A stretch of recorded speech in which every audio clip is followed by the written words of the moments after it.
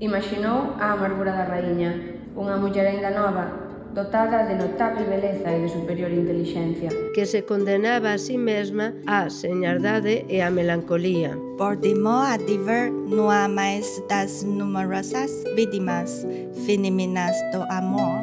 Unha muller vital e afoutada que renunciaba á propia felicidade por medo á tolemia e á dor. Unha muller que se abeiraba baixo o pesado manto do deber para reprimir as súas arelas máis agochadas de liberdade e coñecementos. Unha raíña que non reinaba senón que era serva da súa coroa. Unha esposa que non amaba senón que se resignaba.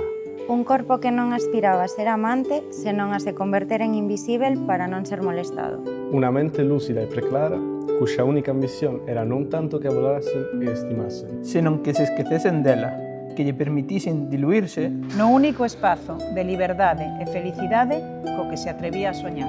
a soidade das súas propias divagacións.